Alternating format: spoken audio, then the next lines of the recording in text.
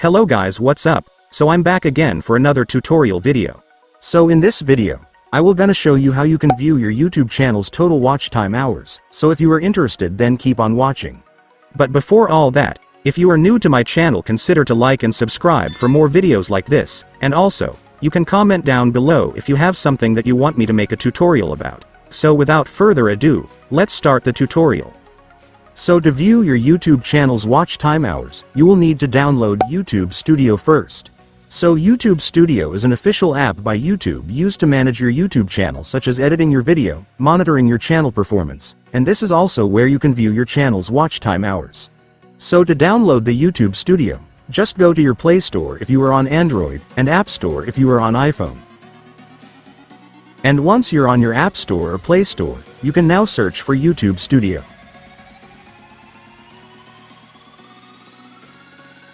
And after searching, you will now be able to see the app, so just go and download it. And then just wait for your download to finish. And once it's finished, you can now open the app. And right here, you just need to log in your YouTube channel. And after logging in, you will now be in your YouTube Studio. So you can now view the total watch time hours of your channel. So to do that, it's so simple, since if you will take a look right here, you will now be able to see the watch time option, so just go and tap it. And then tap the watch time option once again to fully see your watch time hours.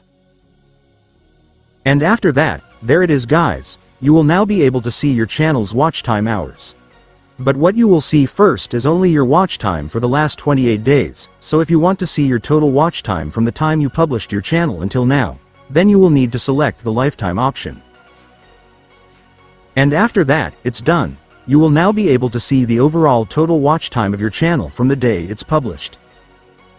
And so that's just how you do it guys. Now that you've watched this video, you can now do it yourself. So that concludes our tutorial video for today. I hope it helped you. Thanks for watching, goodbye.